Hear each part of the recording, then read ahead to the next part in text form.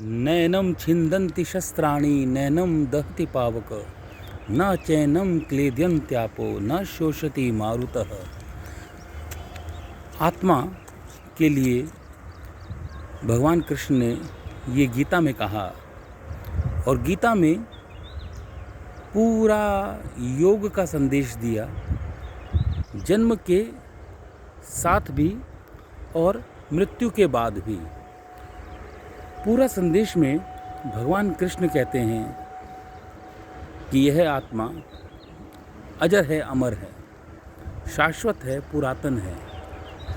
और जब हम योग करते हैं, योग एक ऐसी विधा है, जब हम योग को करते हैं, योग को धारण करते हैं, तो यह जो जरा और जन्म का, मृत्यु और जन्म का जो एक क्रम चल रहा है, वह क्रम से मुक्ति पाने का साधन योग है। जैसे कि मैंने पिछले आपको एपिसोड में भी बताया था कि जो दुख है और जो सुख है, उसकी निवृत्ति का मार्ग भी योग से ही मिलता है।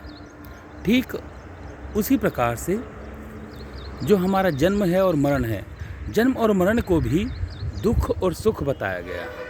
जब जन्म होता है तो सुख की अनुभूति होती है, परिवार में उत्सव मनाया जाता है, और जब मृत्यु होती है तो वह जो अनभिज्ञ अज्ञानी लोग हैं, वह दुख की अनुभूति करते हैं।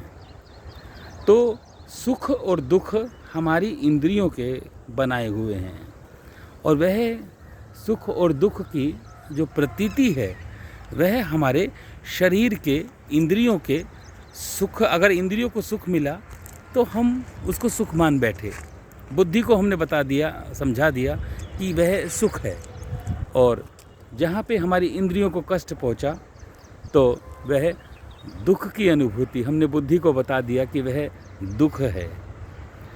तो इनसे निवारण पाने का जो साधन है, इंद्रियों पे जब हम कंट्रोल कर लेते हैं, नियंत्रण कर लेते हैं, इंद्रियों को बुद्धि के अनुरूप जब हम समझा देते हैं, कंट्रोल कर लेते हैं, तो वह सुख की प्रतीति है, ना वह दुख की प्रतीति है। जैसा कि शास्त्रों में बताया भी गया है, अशुक्ला कृष्ण कर्म जो है 4 प्रकार के होते हैं, और उनमें भी जो अशुक्ला कृष्ण कर्म है कि जो पाप से भी रहित हो, जो पुण्य से भी रहित हो, ऐसे कर्म योगी को बताए गए हैं।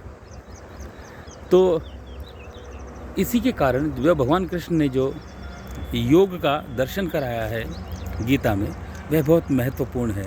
साधकों, मैं आपको ये बता देना चाहता हूँ कि ठीक हम उसी प्रकार से कर्म करें जिस प्रकार से एक कमल जो होता है, जो पुष्प होता है तालाब में, तो कमल कभी जल से गीला नहीं होता, और वह अगर जल उस पर पड़ भी जाए तो वह जल अपने आप ही छूटकर गिर जाता है। ठीक वही स्थिति हमारे जीवन में होनी चाहिए, कर्म में होनी चाहिए।